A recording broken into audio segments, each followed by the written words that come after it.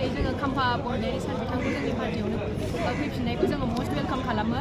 बिथाङा सिगां समनिफ्रायनो जोंनि पार्टियावनो गोबाव समनिफ्रायनो दंबाय थाखायोमोन, खिन्थु बिथाङा ससे समावहाय गाव UPPL पार्टिखौहाय माने मोजां मोननानै थांदोंमोन, खिन्थु दिनै बिथाङा माने हयथ' बुजिदों खोमा हाग्रामा महिलारि सार दैदेननाय BPF पार्टियानो मोजां होननानै बेखौ माने साबसिन होननानै बेखौ माने गाव बिथाङा बुजिनानै फैफिनदों। दा जों बाहाय एज ए इउथ हिसाबै जों मस्ट वेलकाम खालामो सारखौ।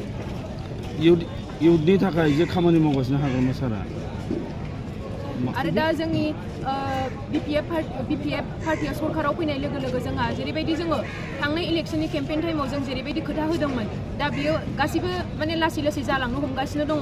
दिनै बिनि प्रमाणखौ माने रायजो राजाफ्रानो बुंनानै होनो हायो आरोना। जोङो इउथफोरनि थाखायबो जोङो 100 crore खोथाखौ जों होनबोबाय थादोंमोन, सासेयाव 2 लाख खरि होनाय।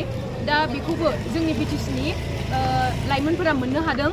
दा माने जोङो बेखिनि समाव जोङो होजोबनो हायाखैब्लाबो नोंथांमोना जाहाथे बुजिनानै उननि समावहाय माने नेनानै थायो आरो जोङो लासै लासैनो फैबाय थानाय बोसोराव जोङो बे 2 लाख जोङो बे इउथफोरनो राननानै होनायखौ बेखौ होगोन आरो।